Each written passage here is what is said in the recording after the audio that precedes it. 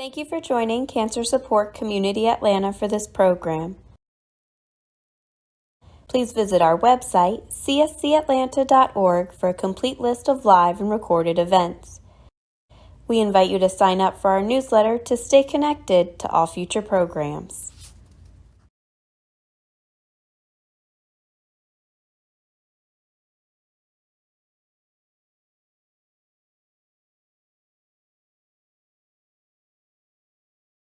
Welcome.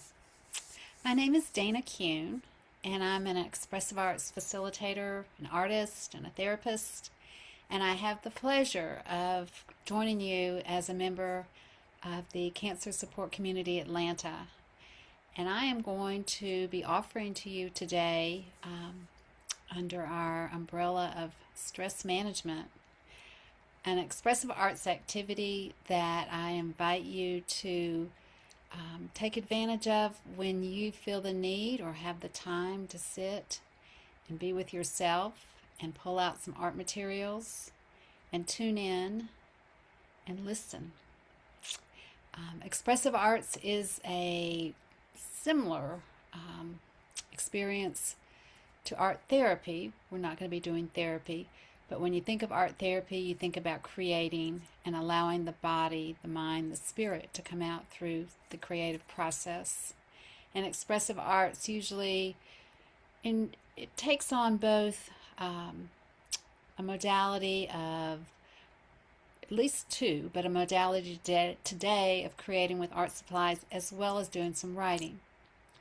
And I think that you're going to find that you'll put your own slant into this and do your own thing, and it can be a very personal process that to include in your life, in managing daily stress or chronicling feelings or working with discomfort. So let's get started, and I'll throw in some ideas for supplies that I'm going to be using and some ideas for you all just to make it a little bit simpler. You might want to gather those and then come back and turn the video back on. I'm going to be using a journal.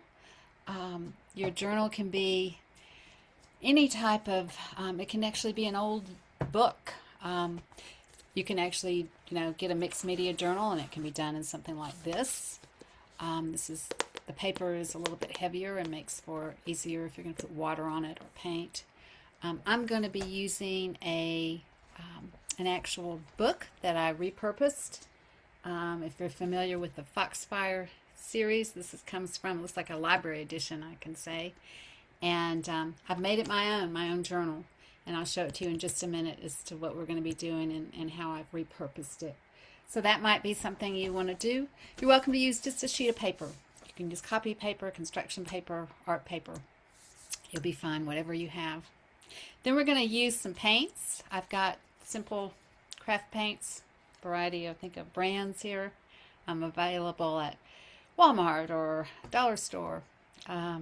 Certainly at the big paints or art supply stores you can get higher grade. They also sell these Michaels or Dick Blick or Samflax or something like that.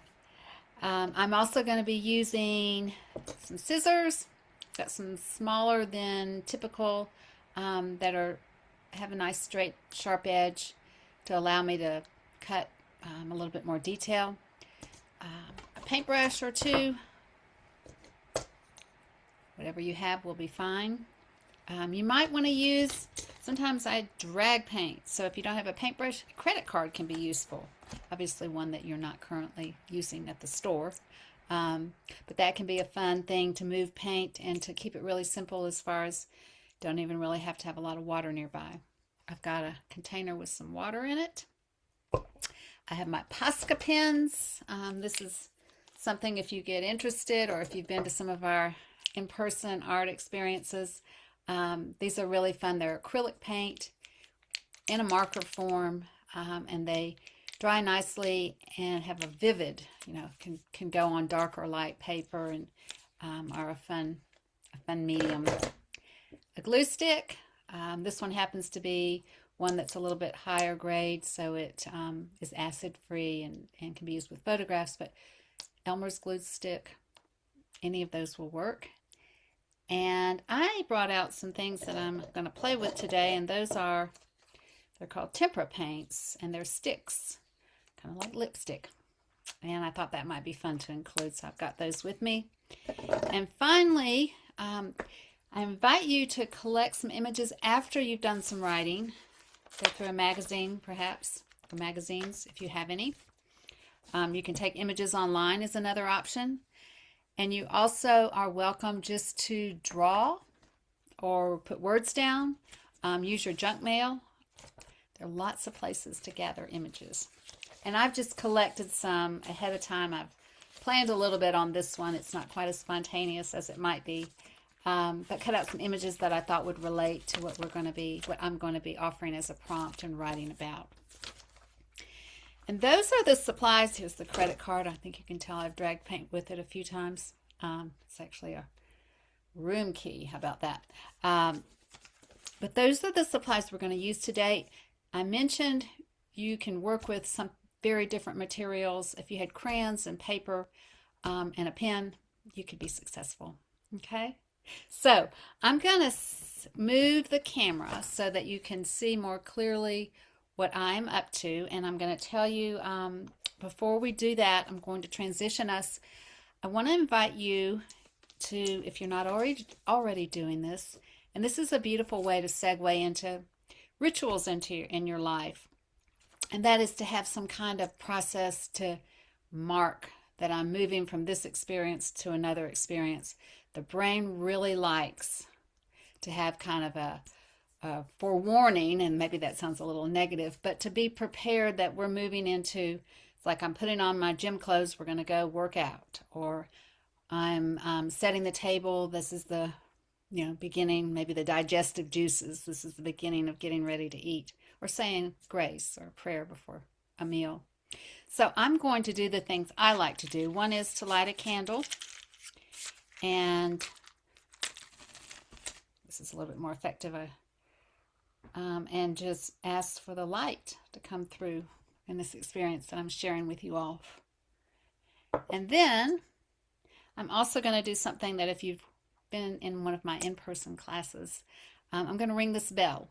And I know the sound is not quite so good online, but I'd like for you to do what I do, which is to use mindfulness and just to listen till you hear the very last note of the bell. And that's a lovely way to bring yourself to here, to the present.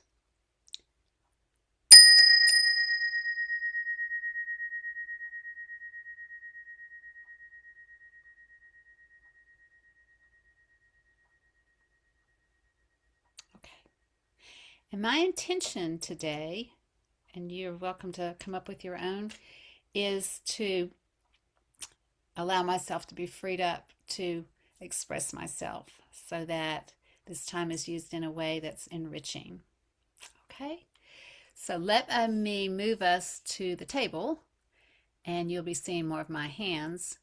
What I'm going to use as my prompt is I'm going to write in my journal, after I show you all a few pages, I'm going to be writing about how to make time consistently to do my creative process. And I want to see what comes out of that.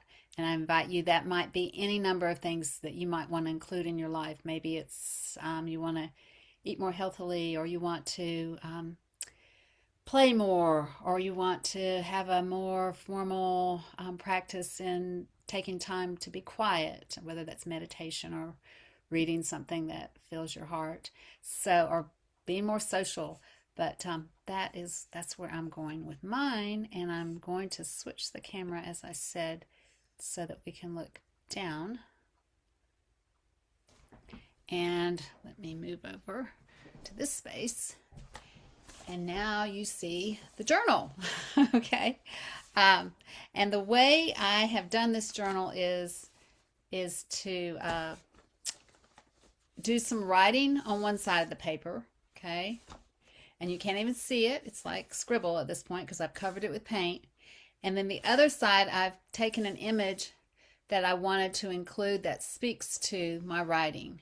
And you can see I have chosen a phrase, it could be a word or a pair of words, that reflects my writing.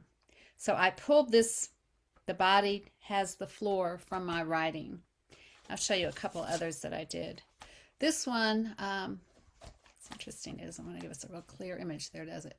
You can see the woman is bathing. I've put some lotus petals, and she's got bubbles and some prayers and all kinds of beautiful things. But I wrote this one, I dragged paint with this. This is not done with a paintbrush. And I was writing about the divine feminine with this, and chose this image and just chose to let the image do the speaking for that one. This one says, only kindness matters. And that was from some writing, the imagery there, and so forth. This one, how to nurture self. And I've got an image of someone doing some clay work. So I hope that gives you a sense of what we're going to do, and I'm going to start working on mine. And you can see these are just regular, this is a regular book that had printing in it, and I have skipped around for reasons that I won't go into.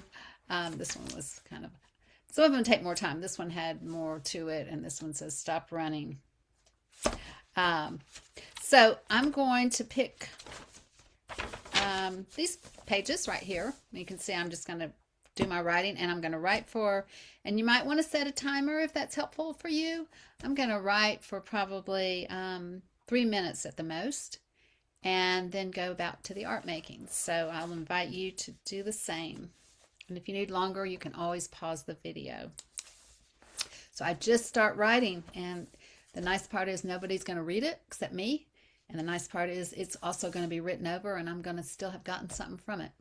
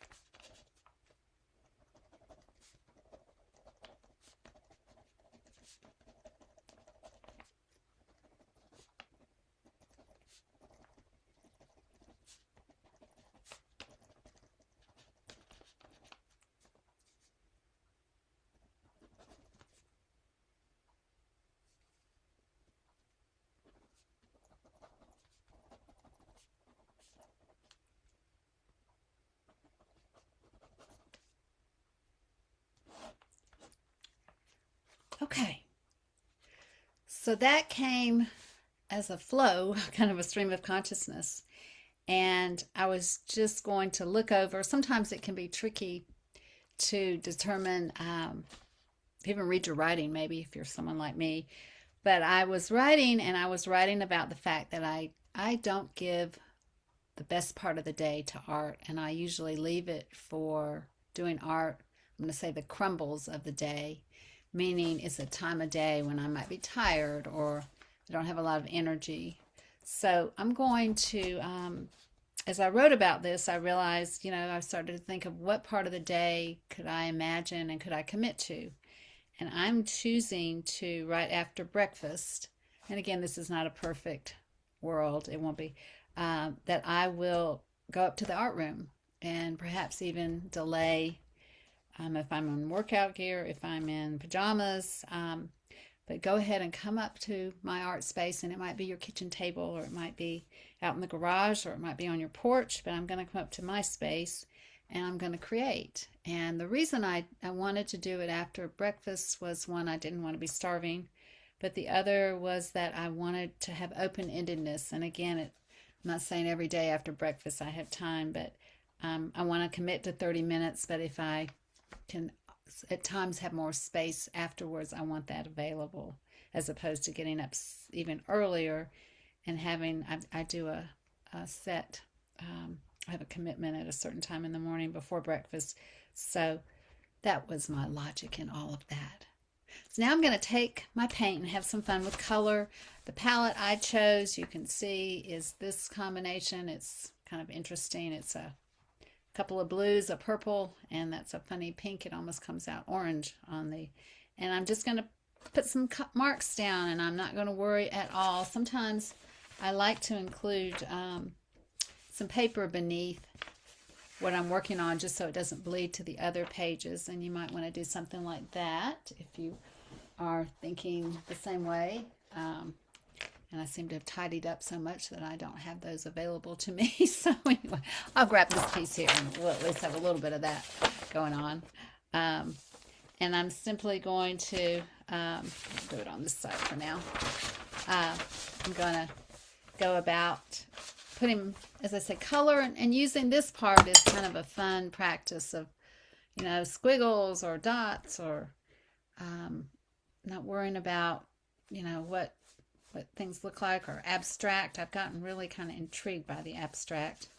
And before I totally cover this, I want to make note that my phrase was, my art deserves my best self. And that's kind of my takeaway from that journaling activity, is to think about, I haven't been giving it. And when I don't intentionally make time for things and just give it the leftovers, that's kind of what you get, is the leftovers, right? And I can guarantee that because I don't, haven't been really intentionally, consistently making time, I've missed it. And it's important to me, or it's become more and more important. If you hear me talk about expressive arts, we know so much now about the fact that the brain and creativity and this whole muscle movement of, paintbrush or crayon or whatever you're using to paper really does have a strong effect on the body, on the mind, on the spirit. And it changes our neurochemistry. I mean, in other words, it gets involved with things like dopamine and serotonin, and can help you to really change your mental state. And I think it's fun. I could go on that topic for a long time, but I think it's fun to think about, things you already naturally do that maybe are already supporting that. For example, I find if I go into, and there are not very many anymore, a fabric store, and look at fabrics, it could be paint chips at the, they're kind of big box stores. They're not just hardware stores anymore, but the paint store, or the, big hardware stores, that I'm affected by looking at. I truly get something out of it. Like, it changes me to look at paint chips and play with the colors. So I bring that up because I think our brain, our mind already knows a lot. It knows, it naturally has, been a driver, I guess you might say, to lead us to things that are good for us. And if you've watched me, I don't bother in doing these kind of loose, I'm just having fun with paint. There's no rhyme or reason. You can even see some of the paint. It's kind of, I get a kick out of a lot of things with art, but I like the way some of the writing, because of the pen I used, is showing up like, as a pattern itself. And I'm just blending the colors. I'm not dipping my brush in between. You can do whatever you want. You can make shapes. I'm just kind of having fun with purples. Well, more of a purple, one purple and some blues, and enjoying that. And I might put a little water on there because I think I've gotten it a little bit. Well, now we're getting make some really blended colors. Losing some of my ink I was enjoying, but that, again, that's always, art is so fascinating. If you've ever listened to Bob Ross, I highly encourage you to spend time with some of his videos someday when you have some time. He's the painter that became so famous on the PBS, on the Public Broadcasting Channel, teaching people how to paint for so many years. And he called them, I do believe, happy little accidents. And I cannot tell you how many things in the world of creation for myself that I have created, painted before, that have been, it didn't work out the way I wanted. I can remember a painting in particular that was kind of a mixed media piece, and I rubbed on the canvas, like it was several layers, and I rubbed some of the top off by accident, and it made the most interesting, it had dimension, and you could see some of the underlayering, and I was just crazy about it. And I look at that, that's probably one of my teachers, right? I look at that and I think, wow, that was that wouldn't have happened had I not made a mistake, or at the time thought I had made a mistake. And isn't that interesting when we think about making mistakes, how often how many different ways we could phrase that, so maybe it isn't so critical or negative, because what you do with it, right, I think is really the richness of the mistake, or what appears to be the mistake, the inadvertent quest that you were on. Maybe it's truly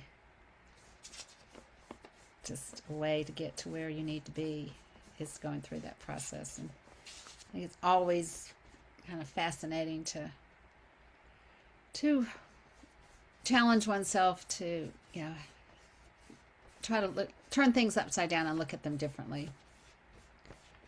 And I know some of you won't be as fascinated by the internal perspective on things, but it's kind of interesting to sometimes, if you do track the steps of how you got to where you are, and realize that some of the things that maybe you at the time really weren't too happy about happening got you to X. So as I said, I'm just loosely doing some things with color to kind of make it.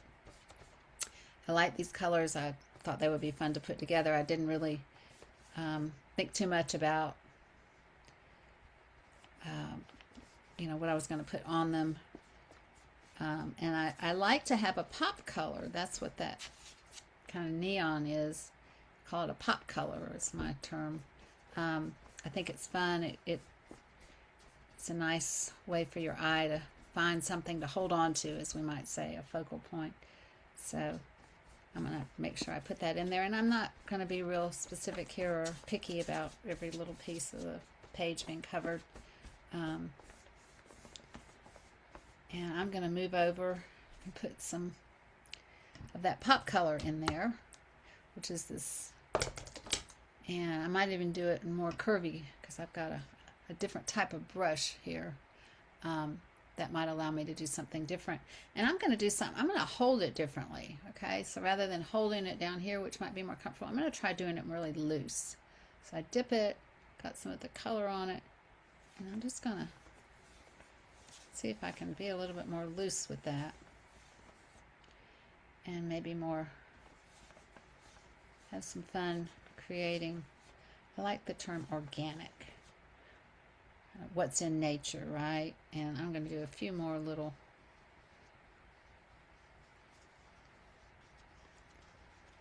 sometimes I get in there with my fingers. Okay, I just want y'all to know, and spread things around. And I don't know if you call it finger painting, but I like to think that I can use whatever tools, and my fingers are readily available. I do encourage you to wash your hands afterwards, or certainly not eat while you're getting paint on your fingers. But anyway, just some fun there. Okay, and I'm just going to blend a little bit of that color. I like to think about this just to give some interest to some of the areas that speak to me maybe a little differently.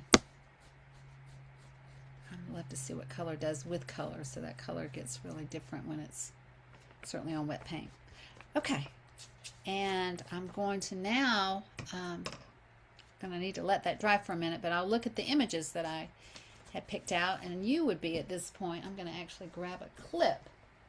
Another nice thing to have sometimes when you want things to dry and you're using something is to use a clip, just to hold the paper down, and you could hold it all down more precisely by doing this.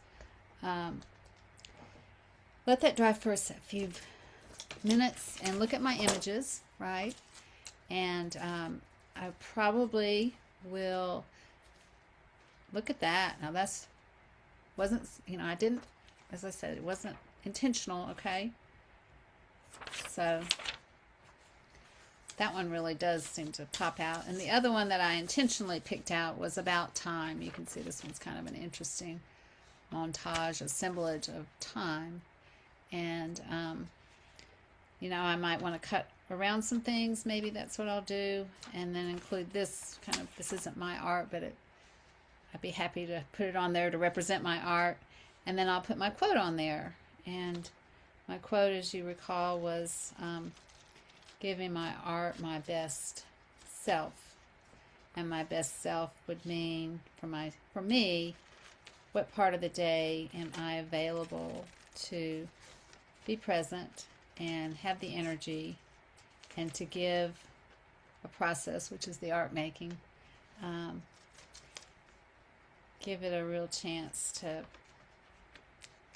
show itself or reveal itself, and to feel energized when I'm doing it. And that doesn't preclude, because I don't want you to think that I am highly vested in using art,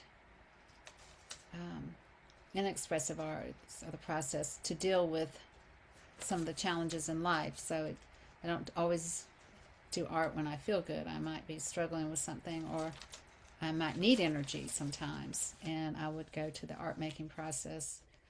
Often, what's so interesting is not sitting around going, oh my God, how can I get more energy? But I'm just drawn to making art, and I find myself in a different place, different energy. And that's it's maybe a little bigger, but maybe I'll do it like this. It's just what we call auditioning things, right? So what if it was down here and you just saw pieces of it, and how interesting, I didn't think about this, but it's kind of wet. But I always find it interesting. I put some of those circles on there. I wasn't thinking about clocks, but there you go. You have a clock. So, and I'm just going to cut the edges off of this, so it, and I always like to, be thankful for the person who created this.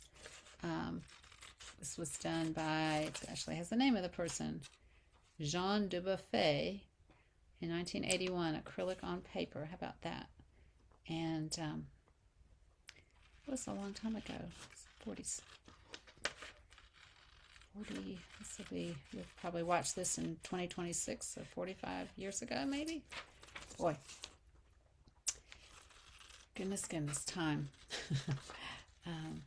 So what I will do, that is drying, and if if you aren't aware, if you ever want to speed up drying time, you can use a heat gun or a blow dryer. You can certainly a fan. There are lots of ways to speed up the drying process. And so what I will be doing, and again, I might, that's kind of large, but I probably will do it like this. And I'll probably put my quote, maybe I'll put this more central, and I'll put my quote, and I could cut this, that would be another possibility, and I might just cut to make it not quite so big. Put my quote in this area, and I'm probably going to go ahead and just cut this out a little bit. I really like the hourglass, but so maybe I'll cut a little bit like that. How's that sound? So I get the hourglass in there. That's the artist option there. So I'll just come along here and cut this so it's a nice. It's funny, I can tell this the way this photograph was taken is off center, so cut a straight line looks kind of wonky, but like that. And then I'll just cut this edge over here, and we'll be able, or I can cut it later, but I'll go ahead and give it a start. And glue those down pretty dry, kind of help it out a little bit. And then I'll come back, and I can always come back and trim this edge and so forth if I want to. And put my quote on there, and my quote was about giving art my best self. So I'm going to say making time. This is going to be long, and you may not want yours to be so long, but I'm going to indulge into putting this long quote for reasons that belong to me, meaning I just think it will be helpful. And it would be making art with my best self. Or I was thinking it might even be more about giving the best time of day, might be more strategic. Yeah, my art deserves my best self might be the simplest way to keep that from getting too long. So I'm going to, and my lettering can be wonky. I like to use that word, or, kid-like, or print or cursive. Again, this is yours, and you're welcome to do it however you want. And I'm going to simply say my art deserves my best self. So I'm going to go ahead and start that.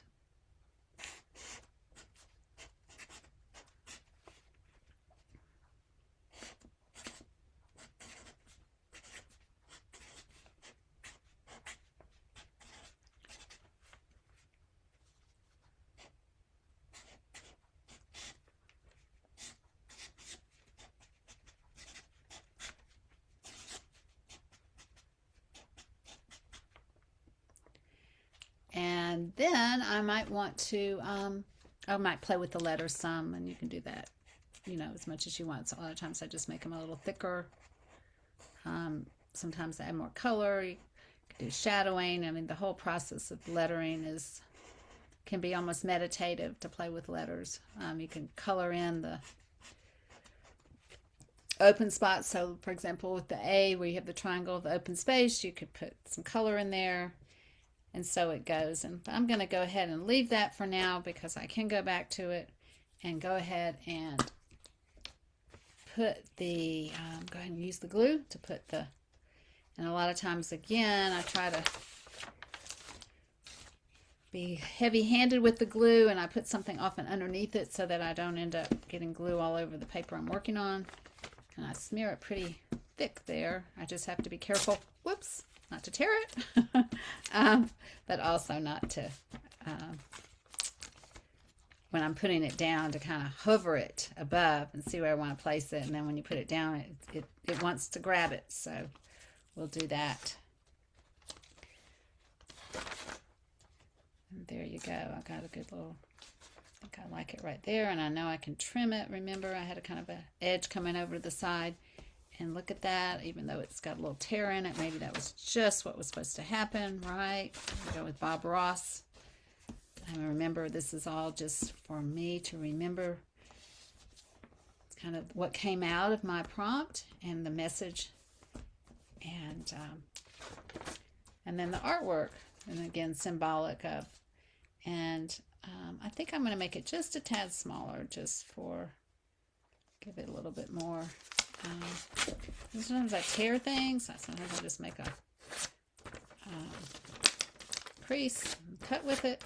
Let's just see what this does. I think I even made it kind of crooked, which is kind of cool. There you go. And tearing can be a nice, very organic way to do it. And so, yeah. As a matter of fact, I think I want it just a little bit narrower too. So I'm going to play with that just to make it a little smaller. And that's going to be the completed piece. And I hope that this has been helpful to you to think of how you might want to do some writing and include the imagery, the hunt for the images. Some of you do art or do your own drawing is part of the experience, but and it can be, as I said, you can illustrate it. You could just put words. You could just do colors. It could be just abstract colors. You could put a very simple image there, meaning, there we go. I wanted a little bit of this print to show up. That was part of my draw there. You see I can't see it very well, but the black lettering. And so today, my message is, and my challenge for you is to give yourself some space to be creative. And I'm going to do something that I always encourage people to do and don't always remember to tell them, and that is to sign it and date it. So find a space. I'm going to pick, actually a lot of times I like to just do it kind of on the edge. So I'm going to put, this is the date. And I'm going to put, sign it. Okay. Thank you for taking the time. And I wish you all just fun in the creative process. Allow whatever speaks to you to show up.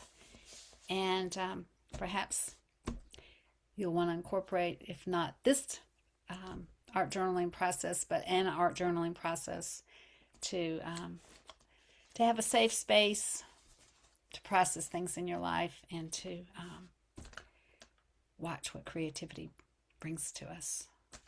Have a beautiful rest of the day or evening, and I'll see you remotely or in the beautiful Expressive Arts classroom at the North Side Cancer Supports of Atlanta community. Take good care. Happy creating. Bye-bye. Thank you for joining Cancer Support Community Atlanta for this program. If you're interested in other live or recorded programs, please visit the online program tab of our website, cscatlanta.org, or follow us on Facebook. We'll be sharing additional information on upcoming programs.